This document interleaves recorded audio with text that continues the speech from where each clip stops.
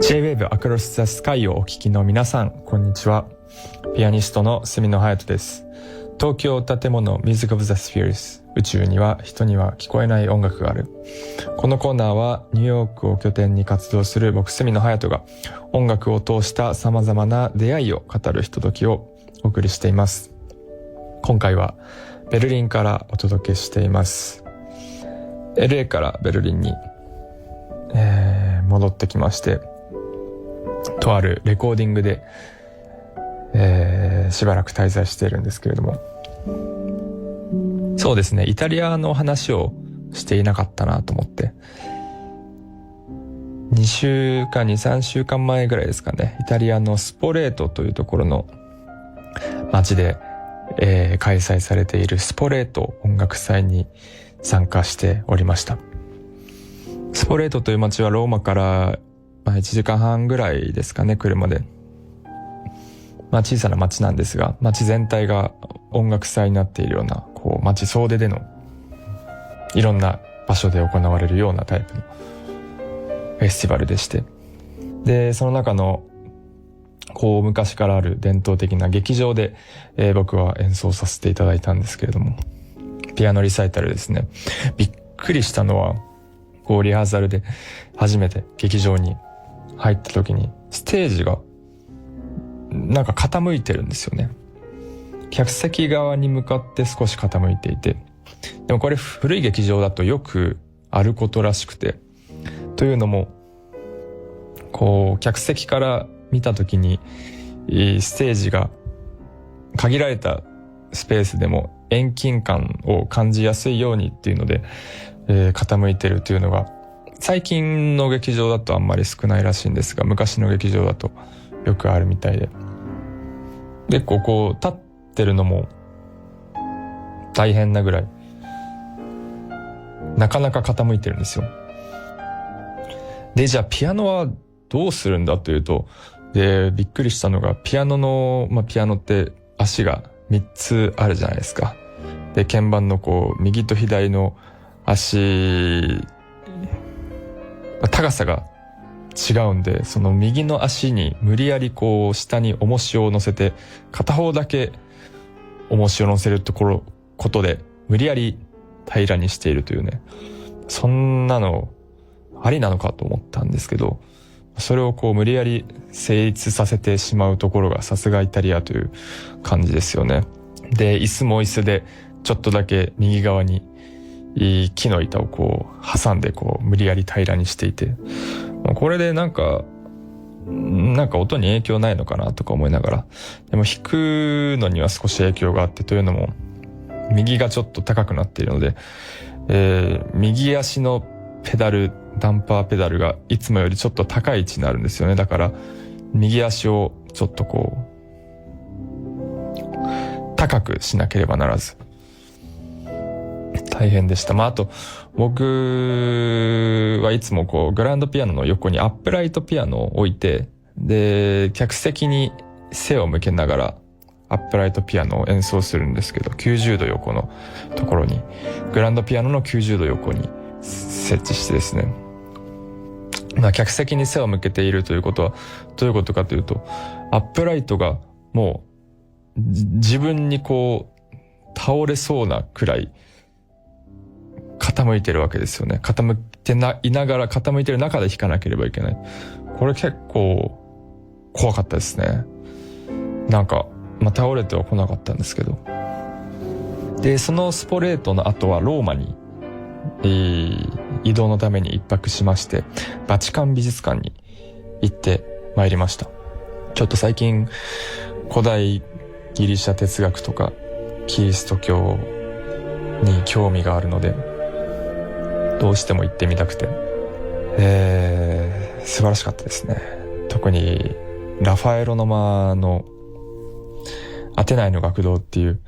絵があって、あれをね生で見れたのはとても感激でございました。プラトンとアリストテレスが真ん中にいて、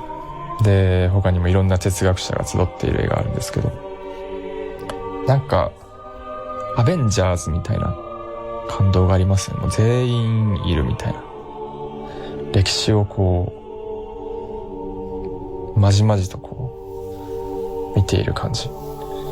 いやーよかった。でその後有名なシスティーナ礼拝堂っていうのがあって、人の多さが尋常ではなかったんですが、ここはものすごいだけども、あまりにもちょっとスケールが大きすぎて、サグラダ・ファミリアを見た時にもちょっと似てる、なんかこう圧倒のされ方、人間がこの仕事量を人間ができるのかというような類の感動ですね。ただ全部はちょっと広すぎて回りきれなかったんで、もう一度行かなきゃなーなんて思いながらバチカンを後にしました。それではここで、イタリアの作曲家ベッリーニのオペラノルマから清らかな女神、ソプラノはマリア・カラスです。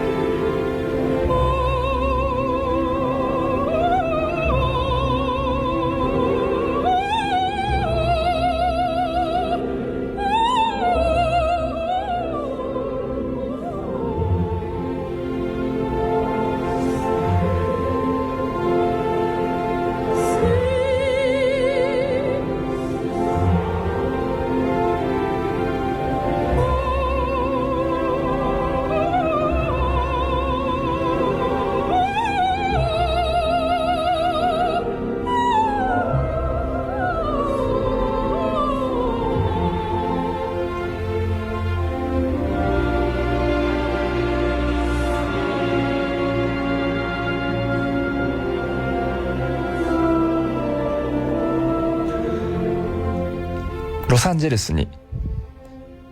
先週は行ってまいりました。ハリウッドボールというところでロサンゼルスフィルハーモニックと、ラプソディーブルーを演奏したんですけれども、ハリウッドボールで演奏できるなんてね、夢にも思ってなかったですけれども、1万人ぐらいいたんですかね。もう本当になんていうか現実じゃないような景色でございました。ステージからの景色は。ハリウッドは僕9年前にただの観光で行ったことがありました。そんな9年ぶりのハリウッドで、当時なんか訪れたストリートとかね、またちょっとだけ歩けたのはエモーショナルでしたね。でもちょっとびっくりしたの、ロサンゼルスは結構涼しいんですね。真夏の夜にこう野外でタキシードで演奏していても全く汗をかかなかった。結構パッショネットな演奏をしたと思うんですけど、まあしかしアメリカでラプソディ・イン・ブルーを今回初めてオーケストラと演奏しましたね。もう今まで何十回も演奏してきてる曲ですけど、しかもそれを LA フィルと一緒にということでハリウッドボールで、さすがにビクビクしましたね、最初は。まあただ LA フィルの音は本当にもう心の底からエキサイトさせられるような音。まあこういうと非常に浅はかかもしれませんが、ハリウッド的なゴージャスで立体的なサウンドというんですかね。もう弾きながらワクワクしてしまいました、僕は。LA フィルといえばこの間コーチラフェスで、クラシックとポップスをこう交互に演奏するスタイルのパフォーマンスをしてまして、それも素晴らしかったですけれども、もう今回一緒に演奏できたのはもう一生宝物ですね。まあ一生と言わずにまた共演したいですけれども、出番は前半だけだったんで後半は客席で聴いてたんですけど、それももう最高でしたね。テーブル席があってお客さんたちが自由にこうお酒とかを飲みながら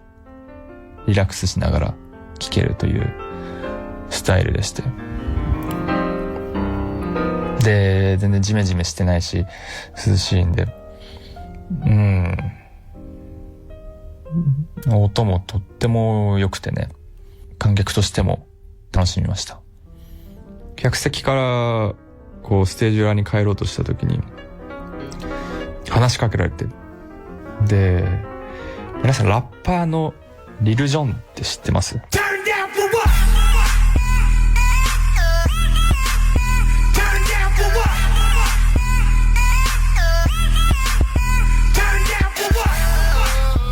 ラッパーを僕はそんなに詳しくはないんですけど、そんな明るくない僕でも知ってたリル・ジョンに話しかけられて You're freaking amazing みたいな、マジかと思って、そんなランダムな出会いが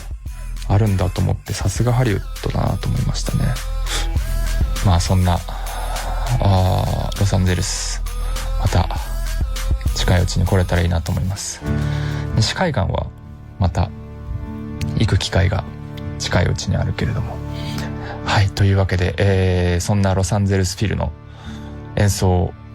一曲お送りします。ドボルジャーク作曲交響曲第9番新世界第4楽章、指揮はグスタボ・デュダメルです。